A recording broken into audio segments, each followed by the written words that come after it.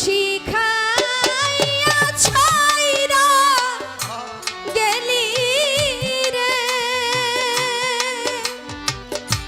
ওরে বন্ধু ডাকিলেও শোনো না রে বন্ধু এই কি প্রেমে পাওনা রে ছিল আমার এই কি প্রেমে পাওনা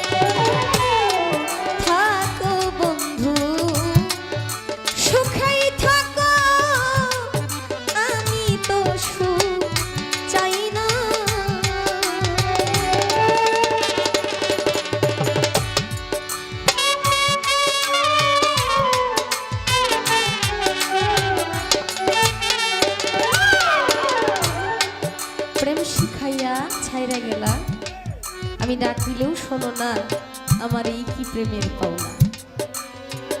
আসলে আমরা বিচ্ছেদ গান করি, অনেক বিচ্ছেদ গানই গাইছি। বিচ্ছেদ গানের যে বিষয়বস্তু এটাই একদম ভিন্ন। যে আমাকে প্রেম শিখাইলো, আমাকে এই রাস্তায় আনলো, এখন সেই প্রেমের রাস্তায় আমাকে রেখে সে হঠাৎ করে নাই। হতে পারে সেটা মুর্শিদ, হতে পারে বাবা মা, হতে পারে কোনো বন্ধু, হতে পারে দূরের ভাই। আমাকে আনলো ঠিকই, কিন্তু সে এখন আমার পাশে নাই। কত সুন্দর কথা, চিন্তা করলেই চোখের জল ধরে রাখা যায় না। আসলে বিচ্ছেদ মানে বিয়োগ হয়ে যাওয়া, একজন আরেকজনের কাছ থেকে বিচ্ছিন্ন হয়ে যাওয়া।